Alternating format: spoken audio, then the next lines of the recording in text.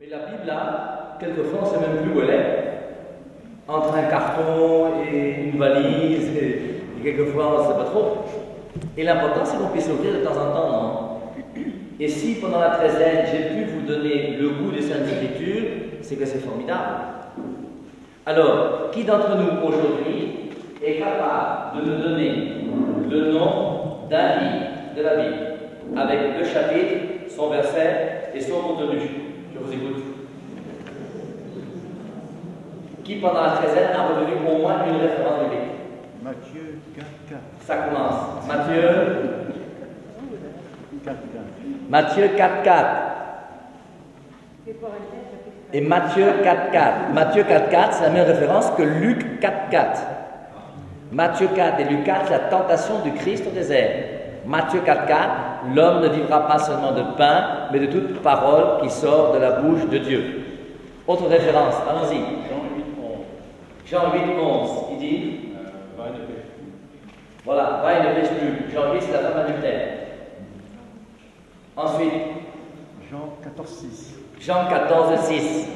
Je suis le chemin, la vérité et la vie. Qui encore? Vous êtes déjà calé là? On s'arrête déjà là? Bon, c'est déjà quelque chose, non? C'est déjà bien, non? Donc 1 Corinthiens 13, l'hymne à la charité. On avait hier 1 Corinthiens 12 et 1 Corinthiens 14, les charismes, quand on parlait de l'Esprit Saint. On a vu aussi dans Matthieu, comment on appelle Matthieu chapitre 5, 6 et 7. Sur la montagne. Les trois chapitres de Matthieu chapitre 5, 6 et 7, c'est le sermon sur la montagne. Le sermon sur la montagne commence par quoi? Les béatitudes. Matthieu chapitre 5, versets 1 à 11. On a lu dans l'évangile d'aujourd'hui les versets 12, 13 et 14. Vous êtes la lumière du monde, vous êtes le sel de la terre. Qui a retenu Matthieu 16, 18? Matthieu chapitre 16, verset 18. Eh bien, ce soir, vous tous, vous allez apprendre Matthieu 16, 18. On va apprendre Matthieu 16, 18. Matthieu 16, 18. Matthieu 16, 18. Matthieu 16, 18. Matthieu 16, 18. Ça va les gars? Vous dansez avec moi ou vous dansez seul? Matthieu 16, 18. Pierre, tu es Pierre, sur cette pierre, je bâtirai mon église. C'est bien de connaître Matthieu 16, 18. Surtout si quelqu'un vient discuter avec vous, vous pouvez au moins lui dire que je suis catholique à cause de Matthieu 16, 18. Donc on vient de lire 1 Corinthiens 13. Pendant les différentes soirées de la treizaine, j'ai frappé fort sur la vérité. Avec un discours qui n'a pas même permis d'amalgame. On est d'accord, non? Il y a peut-être certains parmi vous qui ont dit que le Père, là, il exagère. Aujourd'hui, dans mon sermon, j'ai dit à la messe que l'Église catholique n'a pas à recevoir de leçons de qui que ce soit du côté de la vérité. Personne ne peut enseigner une vérité plus grande et meilleure que celle que l'Église catholique enseigne. J'espère qu'on est tous d'accord. Ce n'est pas d'intransigeance, ce n'est pas de l'orgueil, c'est la vérité. C'est l'humilité de la vérité. Et la raison, c'est laquelle? C'est que le Christ lui-même, qui a fondé l'Église, est la lumière. Et si le Christ est lumière et que le Christ est la tête de l'Église, la tête, c'est bien la vérité. Et la vérité se trouve dans l'Église. Le message que le Christ enseigne aujourd'hui, c'est la parole que le Christ a donnée à ses apôtres et qui est transmise en toute vérité jusqu'à aujourd'hui. Ce que tous les pères du couvent, ce que le pape et les évêques vous enseignent, c'est la même vérité que le Christ a enseigné aux apôtres. Il n'y a pas de changement chez nous les catholiques. C'est le même enseignement depuis 2000 ans. Un jour, au Cameroun, dans une radio, j'étais avec un pasteur protestant qui était face à moi et deux pasteurs des églises réveillées là, que je ne respecte même pas, parce que c'est des pasteurs vraiment qui sont fatigants, ennuyeux, un peu. Mais le pasteur était bien formé. Et puis, en discutant, un jour, la discussion c'était sur qu'est-ce que c'est que le chrétien. Et le journaliste qui était là, qui dirigeait la table ronde, a donné la parole aux deux pasteurs qui sont des nouveaux pasteurs des nouvelles églises, qui ne sont pas bien formés. Les pasteurs protestants sont bien formés. Oui, mais eux, la revanche là-dessus, je ne sais pas, il faut la formation. Et donc, ils donnent chacun leur définition, le pasteur aussi, et on définit que le chrétien, c'est celui qui a donné sa vie à Jésus-Christ, comme on a vu dans Jean chapitre 3, la nouvelle naissance, recevoir la vie divine, donner sa vie au Christ, mettre le Christ à la première place dans son cœur, c'est ça le chrétien. Et une fois que les trois pasteurs ont parlé, ils me donnent la parole. Ils me disent, et vous, Père et Marie, pour vous, le chrétien, c'est quoi? Et j'ai répondu, pour moi, le chrétien, c'est le catholique. Quand j'ai dit ça, ils ont failli m'écharper. Mais de fait, le chrétien, c'est le catholique. Ce que je dis est vrai. Si ça les fâche, tant pis pour eux. Il faut savoir que pendant les premiers siècles de l'Église, tous ceux qui proclamaient la foi chrétienne proclamaient une foi qui était la foi catholique. La foi catholique était la foi chrétienne, jusqu'en l'an 1000. C'est en l'an 1000 qu'il y a eu la division pour les orthodoxes, où la foi chrétienne est devenue la foi catholique d'un côté et la foi orthodoxe de l'autre. C'est en 1500 des poussières que les protestants sont nés. Nos frères protestants, c'est des gens qui sont nés hier ou avant-hier. Quand je parle des églises, je prends souvent un exemple simple, en disant que je souhaiterais un jour qu'à Yaoundé, à la radio, on puisse entendre un communiqué qui dise on voudrait un prêtre catholique pour défendre sa foi au stade du sport, devant un pasteur protestant, un pasteur adventiste, un témoin de Jéhovah et un pasteur d'une nouvelle église. Dès que j'entends le communiqué, je prends mon téléphone, j'appelle mon Seigneur, parce qu'on respecte toujours la hiérarchie. Mon Seigneur, Père de Marie, oui, c'est moi. Est-ce que je peux aller défendre ma foi au stade? Il va mon fils, il dit merci mon Père. Quand je vais au stade, la seule chose que je vais faire, je vais demander au chef du protocole que sur le podium où vont intervenir tous les intervenants, que chacun des intervenants ait un fauteuil dont la hauteur soit proportionnelle au nombre d'années d'existence de son Église. Nous ne sommes pas des égaux. Ne me confondez jamais avec un pasteur protestant. Je ne suis pas un pasteur protestant, je suis un prêtre catholique. Et il y a une différence entre un prêtre catholique et un pasteur protestant. Aujourd'hui, je ne sais pas si ici en France on a, mais au Cameroun, on a plein de gens que tu rencontres qui ont fondé leur église au quartier là. Dans la ville de Yaoundé, on a deux grands types qui ont fondé deux grandes églises. Camden du Nord, ton frère m'a méqué. Et puis, il y en a un autre qui a fondé aussi Salah et Samba, qui est un absent. Ils ont chacun deux grandes églises, ils ont des miracles. Et il dit même qu'il a fait 16 résurrections dans son église. Le gars est vivant aujourd'hui, il est là, fondateur d'église. Donc, je reviens à mon stade. Sur le podium des intervenants, chacun des intervenants, on lui donne un fauteuil dont la hauteur soit proportionnelle au nombre d'années d'existence de son église. Parce que chacun d'entre nous, nous représentons une église qui n'est pas la même. Moi, je représente une église qui implique 2000 ans d'existence. Ce monastère dans lequel nous sommes est un monastère qui existe depuis 450 ans. Pour moi, c'est une fierté de marcher sur ces dalles, dans ce monastère, où des centaines et des centaines de moines se sont levés la nuit pour prier. C'est un monastère qui respire la prière. C'est pas un truc qui a été créé hier avec un gars au quartier qui dit que moi, Dieu m'a donné une révélation, j'ai fondé mon église. Non! Et notre église n'a pas 450 ans, c'est 2000 ans. Et si on prend un an égale 1 millimètre, mon église existe depuis 2000 ans.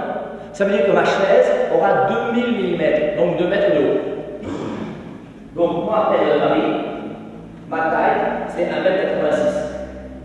Vous ajoutez 14 cm et je serai assis sur ma chaise. Il me faut un escalier pour monter, ou alors vous me jetez pour m'asseoir sur ma chaise à 2 mètres de haut. Nos frères protestants, qui sont nés en 1500, ça fait 500 ans, 500 mm, 500 mm, 50 cm. Moi, je suis à 2 mètres de haut.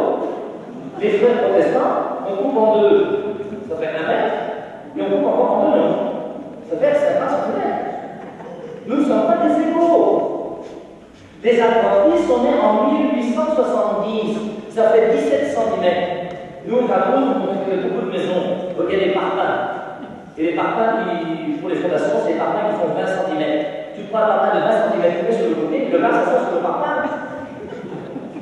Et ça, les témoins de Jéhovah ont pris le nom de témoins de Jéhovah en 1931 au congrès de Columbus. Ça fait 8 cm.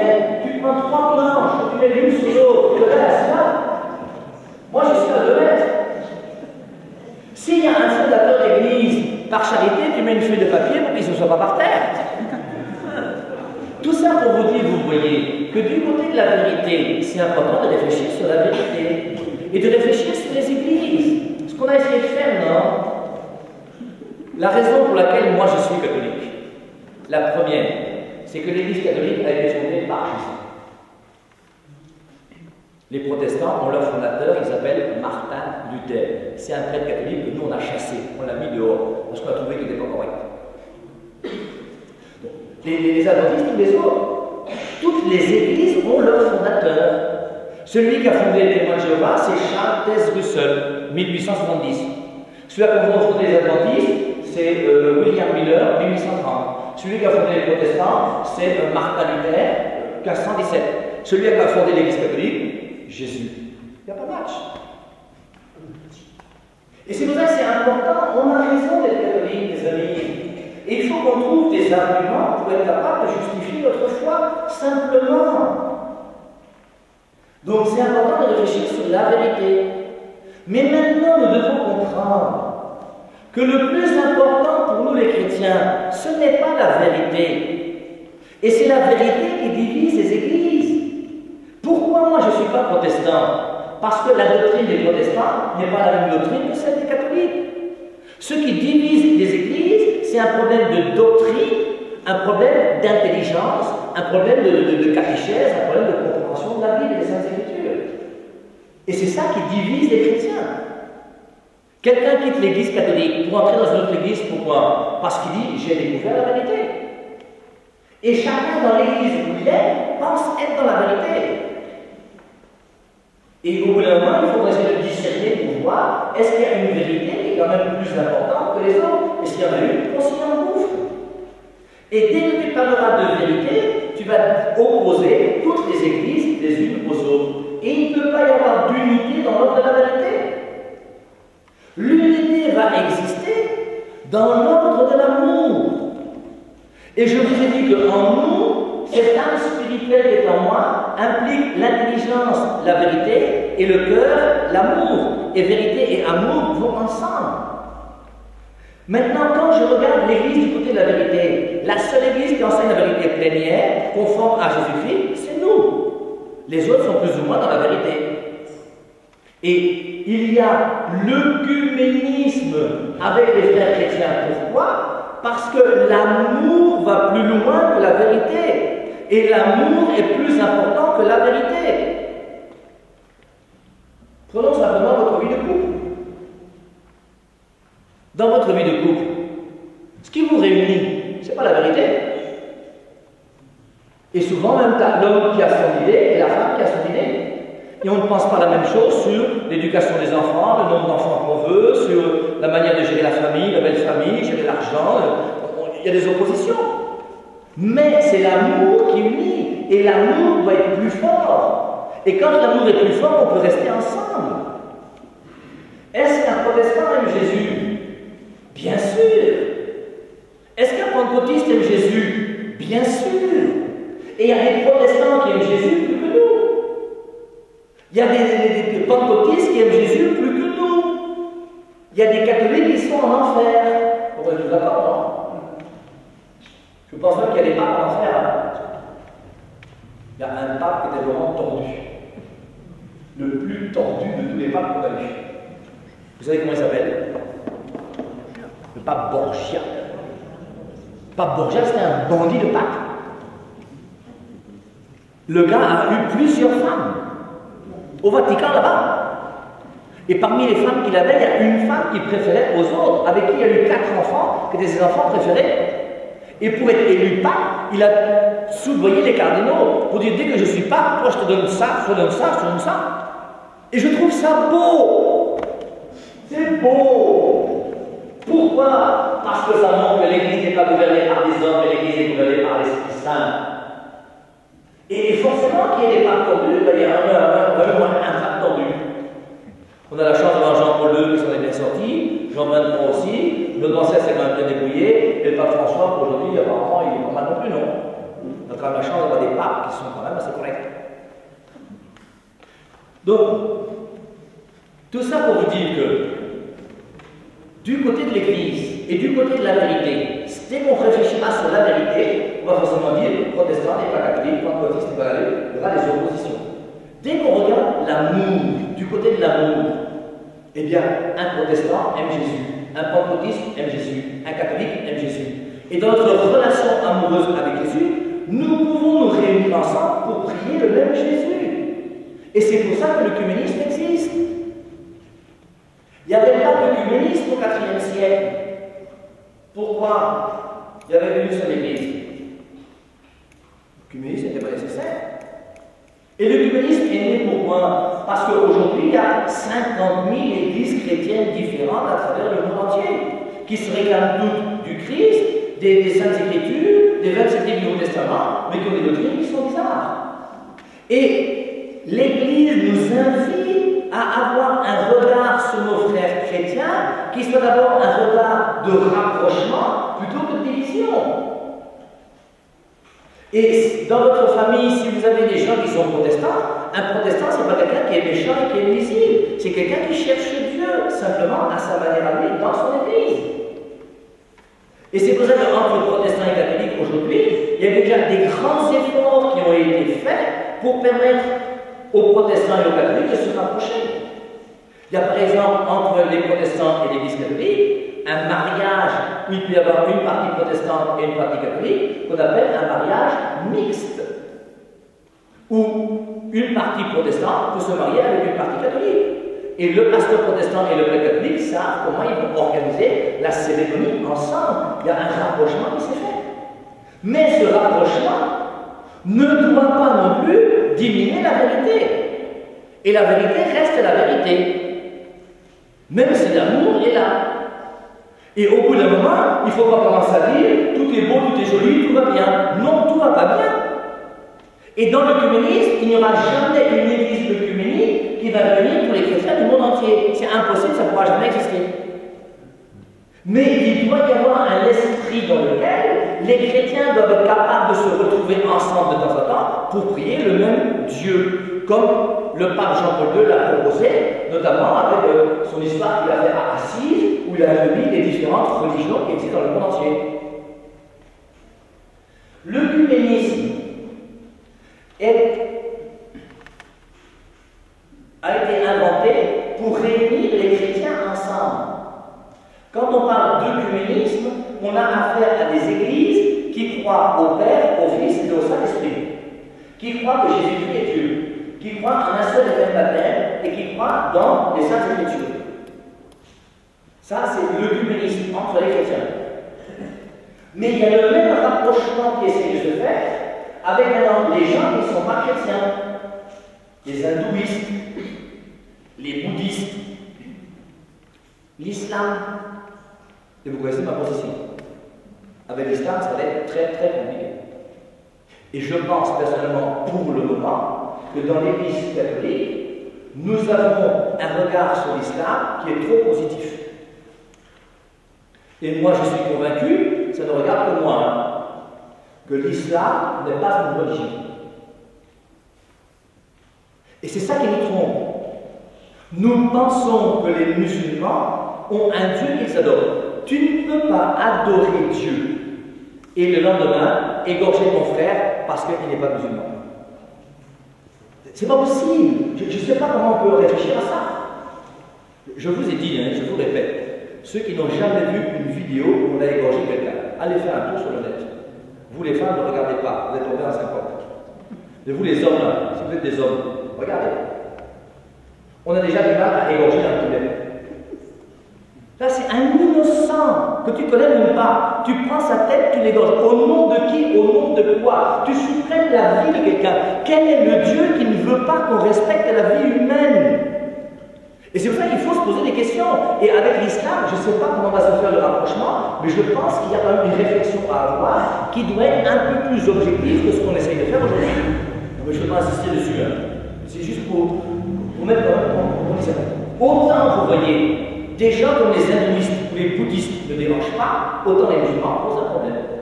Vous n'avez jamais entendu qu'il y a eu un attentat qui a été fait par des hindouistes ou des bouddhistes. Mais les attentats des musulmans, c'est tous les jours. Et tous les jours, la religion de l'amour et de la miséricorde, la religion de la tolérance a encore tué plein d'innocents. C'est bizarre, hein? Au bout d'un moment, il faut qu'on se pose des questions. Donc, tout ça pour dire, l'amour va plus loin que la vérité. Et comme l'amour est plus important que la vérité, je peux très bien me rapprocher de mon frère, même s'il a des idées autres que les miennes. Je vous ai dit que j'ai étudié les témoins de Jéhovah. 1h30 par semaine pendant 1 an et demi. Je ne sais pas si vous voyez le nombre d'heures que ça représente. J'ai une valise avec au moins 35 kilos de livres des témoins de Jéhovah. J'ai lu peut-être un tiers. Je connais très bien les témoins de Jéhovah. Après l'Église catholique, ce que je connais mieux, ce sont les témoins de Jéhovah. Et c'est grâce à eux que j'ai commencé d'ailleurs à apprendre des références bibliques. Parce que dès que tu discutes avec un témoin de Jéhovah, il te sort une référence biblique.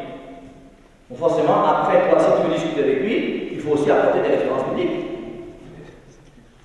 Tu discutes avec un témoin de Jéhovah habituellement, ne m'appelle jamais père. Un témoin de Jéhovah sait qu'il ne faut pas appeler un prêtre père. À cause de quoi? De Matthieu 23, 9. Dans Matthieu 23, 9, il est écrit: n'appelez personne père sur la terre, car un seul est votre père, celui qui est aux cieux. Quand je faisais ma catéchèse dans mes lycées et collèges, où j'avais 80 élèves et je faisais la période du cours, et dans l'assemblée, les gens qui étaient témoins de Jéhovah, en profit des autres églises. Je me présente, je mets mon nom, Père Hervé Marie. Dès que je me tourne, il y a 5 voix qui sont dedans.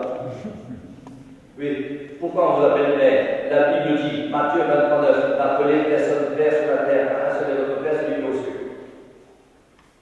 Tu fais comment? Tu réponds comme tu peux. Puis le soir, quand tu arrives dans ta chambre, tu prends ta Bible, tu cherches. Et tu prends toutes les références où il y a le mot Père. Et Jésus-Christ a dit, Matthieu va n'appeler personne Père, mais le même Jésus-Christ a dit aussi, Matthieu 19, 19, honore ton Père et ta mère. Il a dit n'appelez personne Père, mais il dit aussi honore ton Père.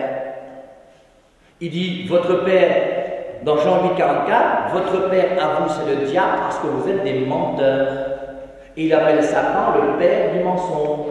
Il dit n'appelez personne Père, mais il appelle quand même le diable père du mensonge. Saint Paul dans 1 Corinthiens 4,15 dit qu'il est le père des habitants de Corinthe. Il dit même si vous avez 10 000 personnes qui vous ont enseigné Jésus-Christ, vous n'avez cependant pas plusieurs pères, car c'est moi, Paul, qui vous ai engendré au Christ par l'Évangile. Et quand tu as les 4 références bibliques, Matthieu 23, 9, n'appelez personne Père, Matthieu 19, 19, honore ton Père, Jean 8, 44, votre Père a c'est le diable, tu fais une petite théologie. C'est pour ça que la théologie existe. Et à partir de ces 4 références bibliques, j'essaie de comprendre ce que veut dire la Bible. Parce que si je veux étudier la Bible uniquement à partir d'une référence biblique, je risque de me tromper. Je prends un exemple. Je vous pose une question. Si quelqu'un peut répondre, il répond. Si tu ne veux pas, tu laisses. Jésus-Christ, pendant sa vie apostolique, a-t-il baptisé quelqu'un? Est-ce que Jésus a baptisé quelqu'un pendant ses 3 ans de vie apostolique? Non. Je vous lis Jean chapitre 3, verset 22. Jean chapitre 3, c'est Nicodème. À la fin de Nicodème, Jean 3, 22. Écoutez-moi bien. Après cela, Jésus se rendit avec ses disciples dans la terre de Judée. Et là, il séjournait avec eux et baptisait. Je relis. Jean 3, 22. Après cela, Jésus se rendit avec ses disciples dans la terre de Judée, et là, il séjournait avec eux et baptisait. Jean 3, 22, Jésus baptisait. Jean 3, 22, On a appris déjà Matthieu 16, 18, Pierre, je bâtirai mon église. Maintenant, Jean 3, 22, Jésus baptisait. Jean 3, 22, Jésus baptisait. Si demain, au marché, quand tu fais tes courses, quelqu'un te dit, j'avais une discussion là-bas, on m'a demandé est-ce que Jésus-Christ baptisait. Tu dis que lis Jean 3, 22, si tu ne comprends pas, tu m'appelles. C'est ça, non? Et dès que la personne va lire Jean 3, 22, Jésus baptisait. Maintenant, je vous lis Jean 4, 2. Et dans Jean chapitre 4, verset 2, il est écrit, toutefois, Jésus ne baptisait pas lui-même, mais c'était ses disciples qui baptisaient. Jean 3, 22, Jésus baptisait. Jean 4, 2, il ne baptise plus. Mais c'est ça, non? Et c'est pour ça qu'il faut comprendre que la Bible, vous voyez, est un livre qui n'est pas compliqué. Mais il y a quelques passages comme ceci qui fait qu'au bout d'un moment, si je n'ai pas une connaissance suffisante, je vais me perdre. Et si un témoin de Jéhovah vient chez vous pour vous dire, lisez Jean 3, 22, il met dans ta tête que Jésus baptisait et tu es sûr. Tu as vu, j'ai lu, j'ai cru. Amen, alléluia. C'est écrit. Pas comme on m'a dit, moi j'ai lu. Et c'est pour ça que je vous ai dit que la Bible ne se comprend bien que interprétée par l'Église qui a donné la Bible au monde. Il vaut mieux croire ce que vos prêtres enseignent ici à leur bon que ce que toi-même tu comprends de la Bible. Et l'Église est là pour nous enseigner la parole de Dieu. Et la Bible bien interprétée est conforme à ce que l'Église enseigne. Ce que l'Église enseigne est conforme à la Bible bien interprétée. Ceux qui n'interprètent pas la Bible, c'est ceux qui n'ont pas fait suffisamment d'études. Et c'est pour ça que nous, les prêtres catholiques, nous sommes les hommes de Dieu les plus formés au monde.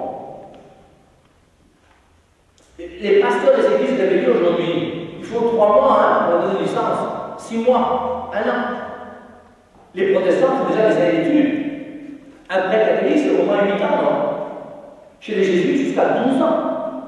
Pas parce qu'on est plus belle que les autres, hein? Parce que c'est important d'avoir une bonne formation pour pouvoir donner de bons conseils. Alors, comprenons bien, la vérité est importante, mais plus importante que la vérité, c'est la charité et c'est l'amour. Et nous ne devons jamais manquer de charité et d'amour. Toute vérité n'est pas bonne à dire. Je crois que c'est saint François de Sales qui dit « Une vérité qui n'est pas charitable provient d'une charité qui n'est pas vraie. » Je reprends. Une vérité qui n'est pas charitable provient d'une charité qui n'est pas vraie. Ce qui doit nous mener la vie, c'est la charité. Et la charité va être conforme, normalement, à la vérité. Mais il y a des vérités qui, au nom de la charité, qu'on peut ne pas dire. Je prends un exemple. Simple. Tu as une femme qui est vraiment laide. Les exemples ne sont pas bons. Hein. Les exemples ne sont pas bons.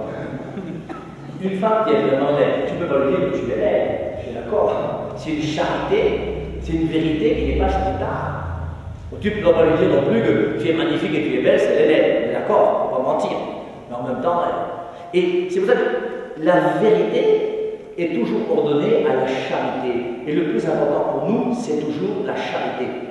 On a vu hier, je crois, un passage dans lequel je vous ai dit que Jésus-Christ a dit, si on te gifle sur la joue droite, tends la joue gauche.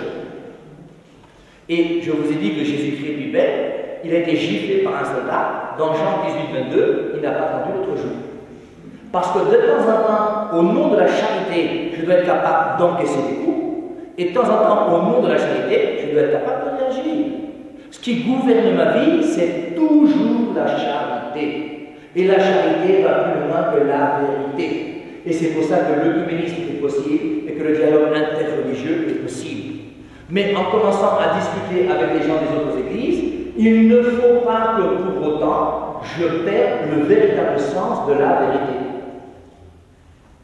Moi, ce n'est pas de ma faute si, dans l'église catholique, un prêtre transforme le pain dans le corps du Christ, et si mon voisin qui est là, il peut entrer à la maison ce soir, s'il veut, il achète du vin et il prend du pain, il peut mettre une nappe blanche sur la table de la salle à manger, il peut mettre 2 bougies, il peut s'habiller en blanc, mettre un truc vert ou blanc comme ça autour des épaules, dire à sa femme que chérie, viens ici, toi tu feras le serment de messe, les enfants, vous allez faire la chorale.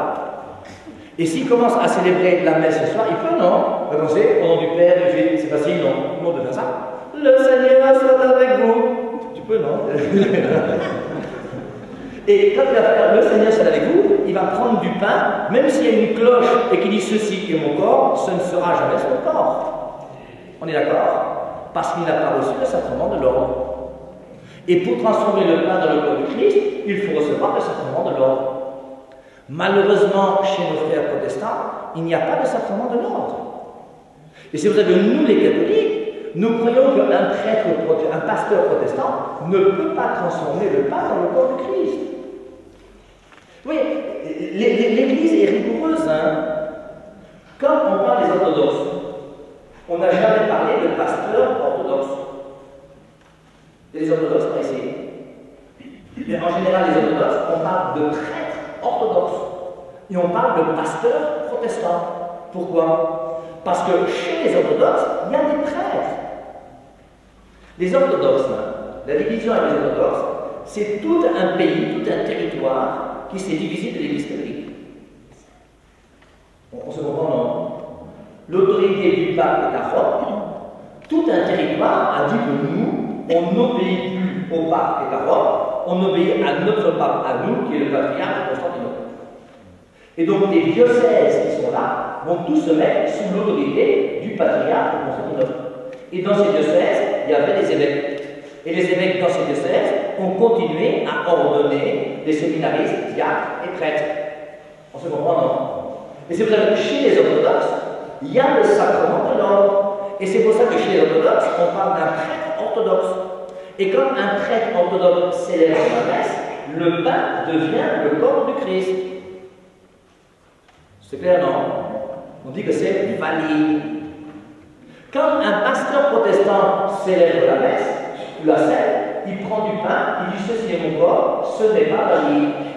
Parce que chez les protestants, il n'y a pas de sacrement de l'ordre. Pourquoi? Parce que les protestants, ce n'est pas tout un territoire qui s'est séparé de l'autorité de Rome, c'est une personne qui a quitté l'Église. Et cette personne qui s'appelle Martin Luther, qui a quitté l'Église, a eu autour de lui des gens qui ont commencé à interpréter la Bible comme lui, mais ils n'ont jamais été ordonnés prêtres. Et c'est pour ça que les pasteurs protestants n'ont pas le sacrement de l'ordre. On se comprend, non? Donc, et c'est pour ça que la messe célébrée par un prêtre orthodoxe est une messe qui est valide. La scène célébrée par un pasteur protestant, elle est invalide. Chez les protestants, on mange du pain. Je suis désolé. Ça me fait de la peine pour eux, j'y peux rien. La vérité, c'est la vérité. C'est pas moi qui ai fondé les protestants. Donc, maintenant, l'Église vous dira que vous n'avez pas le droit de prendre la communion chez les protestants, c'est évident, ce n'est plus pain. Et vous n'avez pas le droit non plus de prendre la communion chez les orthodoxes. Sauf si vous vous trouvez dans un pays où il n'y a que des églises orthodoxes et qu'il n'y a pas d'église catholique. Dans ce cas-là, l'Église vous autorise exceptionnellement à pouvoir prendre la communion chez les orthodoxes. Donc, tout ça, c'est pour voir les différences qui existent entre les églises. Et je vous ai dit tout à l'heure que si moi je suis catholique, la première raison, c'est parce que l'église catholique a été fondée par Jésus lui-même il y a 2000 ans. On a 265 papes qui se sont succédés. C'est ma chaise qui fait 2 mètres de haut. On peut remonter, hein? Aujourd'hui, c'est pas François. Avant, on l'a revu, c'était Benoît XVI. Il faut le remercier d'avoir démissionné. Hein? Au Cameroun, quand il a démissionné, là, les gens commençaient à trembler, à avoir peur. Ils ont eu peur sur la fin de l'Église. Au contraire, c'est très intelligent. Hein? Moi, j'aurais souhaité personnellement que Jean-Paul II démissionne. Parce que ça faisait quand même pitié, non? Vous n'avez pas pitié, vous? Vous le voyez là-bas sur sa fenêtre, là?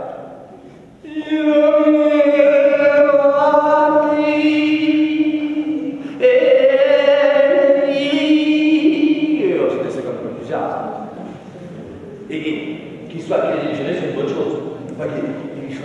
Et c'est pour ça que Benoît XVI, qui a vu le pape Jean-Paul II vieillir, s'est dit que Jean-Paul II ayant vieilli comme il a vieilli, moi je ne vais pas faire la même chose.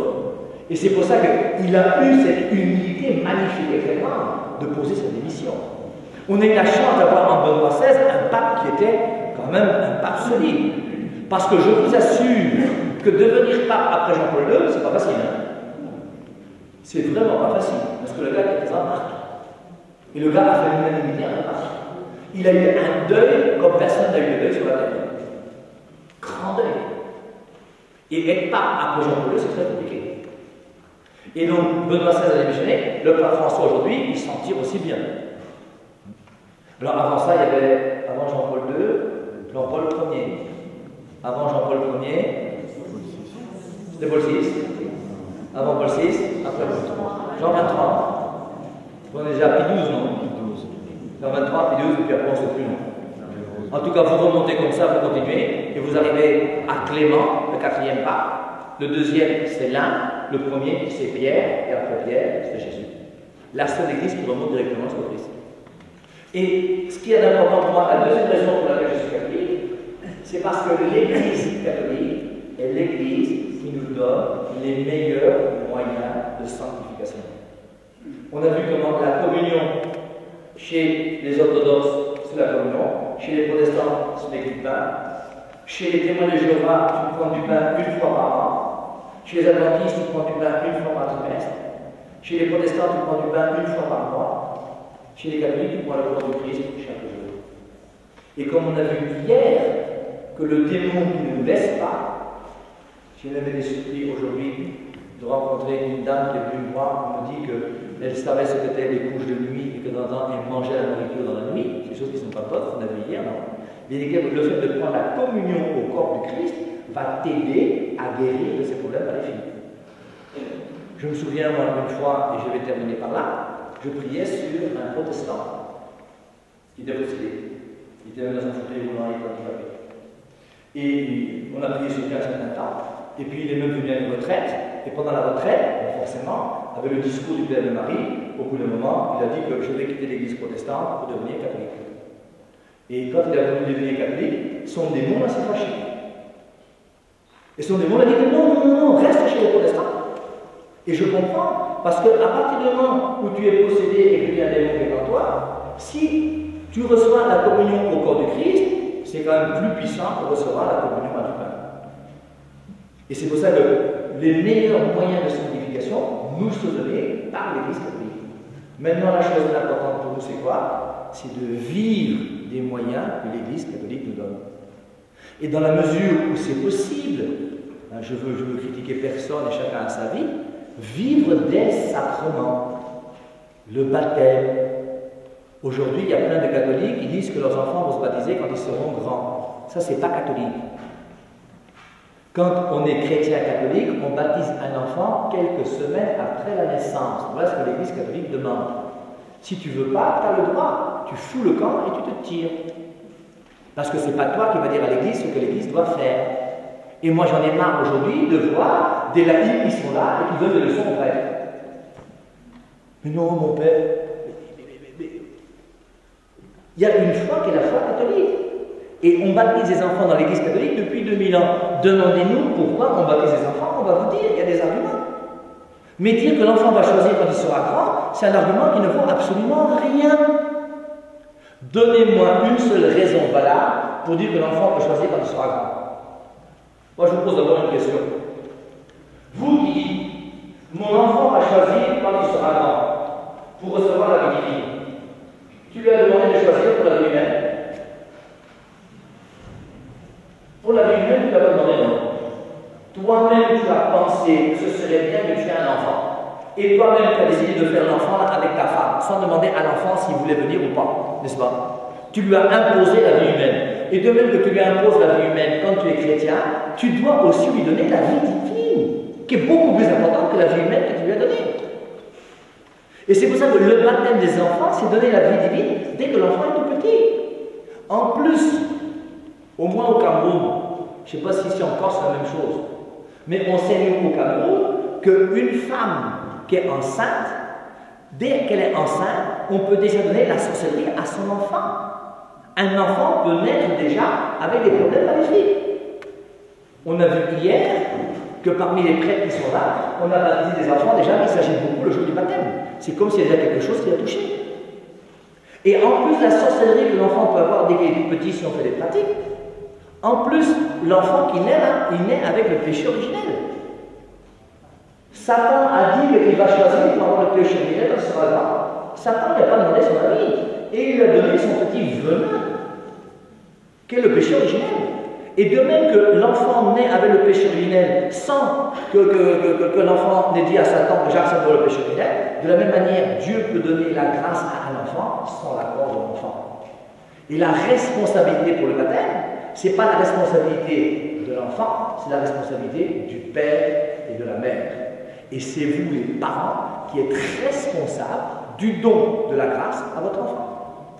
De même, vous êtes responsable de sa vie humaine. On ferme les yeux, on baisse la tête. En fermant les yeux et en baissant la tête. Et nous mettons en présence de Jésus.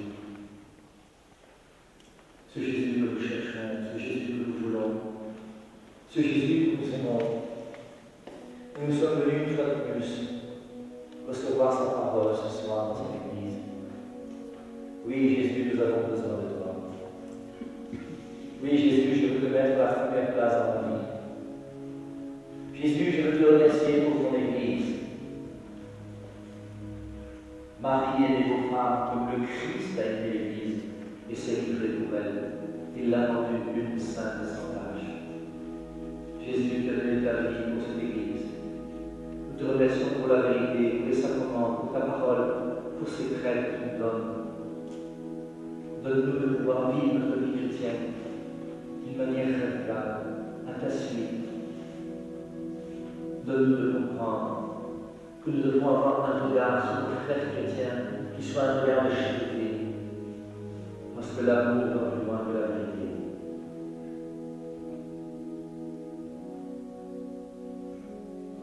Seigneur Jésus,